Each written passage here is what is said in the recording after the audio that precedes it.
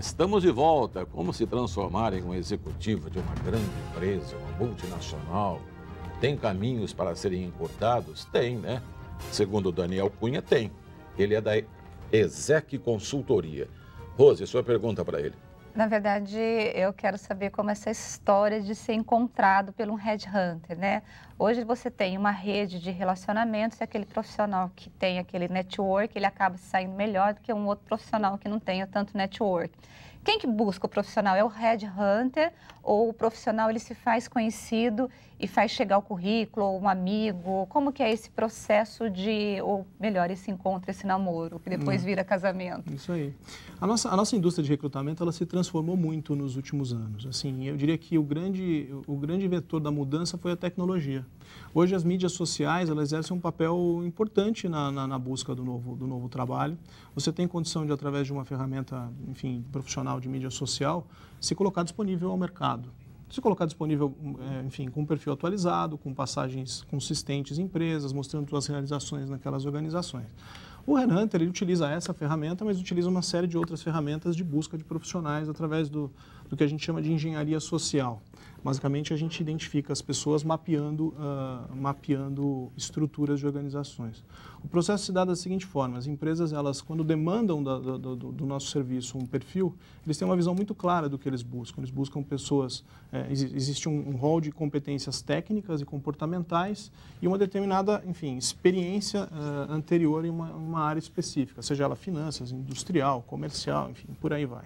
O nosso papel é identificar em que outras organizações pode existir um profissional semelhante e aí sim apresentar para esse cliente, essa empresa, um material que dê para ele a segurança de que aquelas pessoas que estão sendo mapeadas e apresentadas numa lista final, elas representam o que há de mais adequado para a organização. Agora, esses candidatos, eles estão empregados ou desempregados? Qual que é o percentual? Eu tenho a impressão que eles estão empregados, né? Nos processos conduzidos por nós, assim, a estatística mostra que a maior parte está desempregada, mas a gente não faz diferenciação disso, o profissional ele tem a experiência necessária. Por exemplo, no momento econômico que a gente está passando, existem excelentes profissionais no mercado por uma condição de mercado. E para o consultor isso é indiferente. Desde que ele tenha tido aquela experiência, isso cabe na estrutura e no projeto da forma que se apresenta. Você disse que as mídias sociais podem ser um indicador ou até uma forma de encontrar ou pelo menos localizar um candidato. Mas as mídias sociais também elas podem se tornar um inimigo dos candidatos, né? Quais são os cuidados que uma pessoa tem que ter quando ela usa a mídia social para não se expor ou para não expor a empresa? Porque eu tenho a impressão que as empresas ou os headhunters acabam olhando e mapeando o comportamento da pessoa, inclusive pelo que ela escreve, pelo que ela posta. É isso ou não? Não tem nada a ver? A gente usa a ferramenta assim, nosso papel é saber se aquele determinado profissional tem aderência àquela determinada pessoa e principalmente, não é uma coisa menor, o perfil do gestor direto daquela pessoa. Então, obviamente que os times que têm melhor performance são times mais ecléticos, mais heterogêneos, mas é muito importante que o que a gente busca nesse mapeamento de informações de mídias sociais principalmente, é identificar valores pessoais, enfim, se tem aderência ao perfil dessas organizações. Então, sobre rede social, eu pelo menos conheço só LinkedIn. É isso mesmo? Tem mais algum outro veículo de comunicação pelas redes sociais além deste? Profissionalmente, essa é a principal ferramenta. Né? Vocês consultam realmente esse site aí para procurar? Sim, hoje em dia, assim, no nosso nível, a maior parte dos profissionais tem um perfil atualizado, isso é normal. Você tem seu currículo lá no LinkedIn, Zé Arnaldo? Não, né? Não tenho, porque o meu negócio de jornalista é meio diferente, viu? Cada um tem suas especificações. Quando você tem Na verdade, eu quero mais ajudar quem está assistindo a gente lá em casa, né? Que está na procura de uma nova vaga, de uma recolocação. O executivo, o alto executivo, quando ele sai de uma empresa, ele tem um salário, a empresa às vezes ele chega até a ter um tempo de sabático, que a gente fala. Mas o médio não tem isso, ele está desempregado e ele está à procura de uma nova recolocação. Ele busca vocês ou como que ele faz para poder chegar até um headhunter, se expor e tentar melhorar a empregabilidade? Sim. Uma questão conceitual para ficar claro para o telespectador. No nosso mercado existem os seguintes serviços que são, enfim, que ele vai encontrar no momento que ele está passando, quando ele está aí, que a gente chama entre posições. O primeiro serviço é o serviço de outplacement. O outplacement é um serviço contratado por empresas para dar o melhor tratamento ao processo de desligamento daquele profissional. Então, o serviço de outplacement prepara o executivo para passar pelas entrevistas, para dar visibilidade para o perfil dele, enfim, para trabalhar a cabeça dele no momento que ele está passando. Hoje em dia, é muito comum a gente ver, especialmente aqui na região, perfis mais tradicionais, as pessoas, elas dedicam a vida à empresa. Então, quando elas passam por esse momento, é uma fase realmente muito dura. O serviço de outplacement ele faz esse trabalho. Depois você tem um serviço de recolocação, que é basicamente semelhante, mas é contratado diretamente pela pessoa física. Existem empresas sérias que fazem esse serviço, mas é aí também onde mora um lado do mercado, que é um mercado que o telespectador tem que ter muita atenção, porque tem coisas não tão éticas nesse setor especificamente, então é importante tirar referências, falar com profissionais do setor. Essas questões não tão éticas significa o quê? Que a agência contrata o profissional, ele tem que pagar uma porcentagem do salário, é isso ou não? Geralmente existem algumas agências que a gente sabe que existem, enfim, em todas as capitais, que captam profissionais e tentam, nessa fase de fragilidade econômica e pessoal que ele vive, tentar fazer alguma capitalização nesse profissional e não necessariamente prepará-lo para o momento que ele está fazendo. Nesse momento, que tipo de executivo as empresas estão procurando? Que tipo de atividade, né? Estou dizendo porque está meio parado o Brasil. Quem que está procurando alguém para ser trabalhador hoje? Olha, todas as áreas hoje demandam um bom profissional. Um bom profissional é um profissional flexível, um profissional adaptado, um profissional que é conectado com outras atividades, tem um hobby que traz ganhos para ele, para a atividade profissional dele.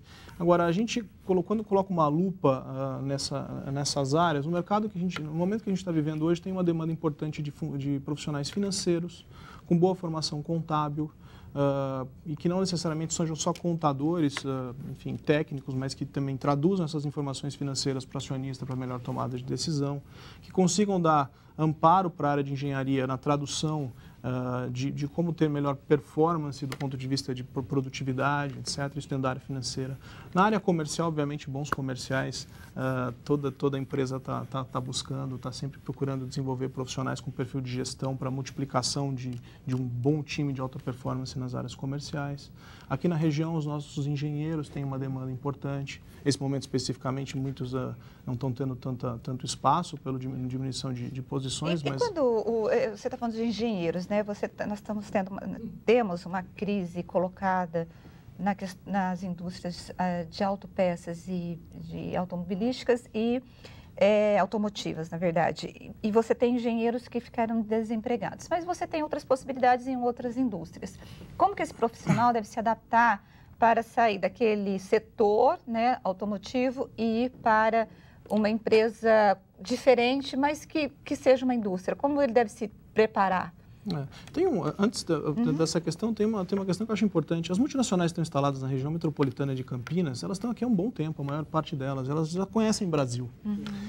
Muitas delas estão usando, nesse momento, um expediente de expatriar seus executivos, porque o Brasil não está comportando, mas outros lugares do mundo estão vivendo fases mais positivas. Então, esses brasileiros estão sendo expatriados e estão desenvolvendo uma carreira melhor, estão dando uma qualidade de educação melhor para os seus filhos, então isso também está acontecendo. Mas para quem nesse momento acabou se desligando, eu diria que as mídias sociais, elas têm hoje em dia um volume muito grande de posições postadas, abertas, e ele dentro de casa ele consegue ter visibilidade das posições que estão abertas, ele pode se fazer visível para essas posições, as ferramentas de tecnologia, elas encaminham para o determinado profissional uma posição, uma vaga que tem exatamente o perfil dele e está próximo dos headhunters, ter enfim, procurar identificar quem são os profissionais especializados na área e fazer contato com as pessoas que você já se relaciona. Nessa área tem uma questão que eu acho importante, muitos profissionais, quando estão trabalhando, eles vivem intensamente os seus projetos nas empresas. e acabam esquecendo de desenvolver networking, acabam esquecendo de fazer contato com os profissionais que trabalharam com ele, que estão em outras organizações e acabam lembrando de fazer esses contatos só nesse momento. Está desempregado. E aí o resultado não vai ser o que poderia ser se você tivesse trabalhado a sua rede de relacionamentos durante todo o período. Deixa eu só perguntar mais uma coisinha, Zé, eu passo. Não, tudo bem, fica à vontade. É um prazer você disse que os profissionais, eles ficam extremamente ocupados e dedicados à função, e é verdade, porque aqui nós só respiramos jornalismo, a gente não consegue fazer mais nada, né? E aí esquece de fazer network. Mas eu acho que tem uma outra coisa que o profissional esquece, que é de se preparar para o mercado, fazer cursos, de fazer uma pós-graduação, um mestrado, como atender às necessidades da empresa e continuar se preparando para que numa necessidade ou num desemprego ele consiga estar competitivo. Porque muitas vezes você fica desempregado e você descobre que você não é competitivo mais no mercado. Você tem muita experiência, inclusive de gestão, mas você deixou de fazer um monte de coisa, e o jovem que acabou de sair da faculdade, ele vai ser o seu adversário e você pode perder grandes propostas. O que fazer? Você tem razão, é uma coisa muito complexa. Profissionais de mercado, eles têm, assim, existem grupos de profissionais da sua atividade que se reúnem com frequência. Aqui na região a gente tem vários. Então, é importante você ter contato com profissionais que não são da sua organização. Dessa forma, você consegue ter uma visão clara de como está o mercado em relação aos perfis do meu concorrente, dos meus colegas de outras indústrias, com os perfis das pessoas que trabalham comigo. Eu diria assim, dentro da nossa experiência de recrutar e de entrevistar profissionais com frequência, uma coisa que me chama a atenção muitas vezes é que os profissionais, eles têm a formação, eles fizeram pós-graduação, eles estudaram, mas muitas vezes tem uma questão, por exemplo, de comunicação. Um profissional que não consegue concatenar ideias, não consegue expressar a sua ideia, não consegue realmente colocar o que ele está pensando para um grupo especificamente, e ele sabe que a carreira dele não está indo bem, não está indo na velocidade que ele gostaria, e ele se coloca da seguinte forma: olha, você acha que eu preciso de mais cursos? Você acha que eu preciso de uma formação melhor? Na verdade, ele precisava investir mais no inglês dele, por exemplo, que ia se traduzir em trazer mais segurança para ele na relação com os colegas, e não só em falar com outras culturas, com outros povos. Então, é uma questão assim, muito interessante que parte do desenvolvimento de questões técnicas. O que é questão técnica você pode comprar. Então, você compra um curso, você compra um idioma, você compra... Quando eu tomo uma decisão de ir para uma determinada empresa, eu estou comprando a experiência que eu estou indo desenvolver naquela organização.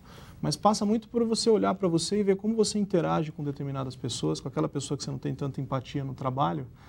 Por que você não tem aquela empatia com aquele profissional? E procurar sacar qual é a relação e como você se interage com aquele profissional. Isso é muito importante. Eu acho que está acabando. Zé, eu gostaria de te dizer que eu não tenho muita empatia com você, tá? Gente, é brincadeira. Não é verdadeira. É brincadeira, eu gosto muito do Zé Arnaldo, não tem nenhum problema, não. Como vocês viram, o Daniel não tem nenhum problema de comunicação, né? Ele realmente, se procura emprego, é difícil concorrer com ele. É que ele não procura, graças a Deus. Daniel Cunha, nosso tempo terminou. Muito obrigado, viu? Obrigado. Muito obrigado pelo convite. Obrigado. Conversamos com o Daniel Cunha, que é sócio da ESEC Consultoria, explicando um pouco para nós e principalmente a você, né, que quer ser encontrado, como facilitar esse encontro. A entrevista coletiva estará de volta no próximo domingo. Até lá.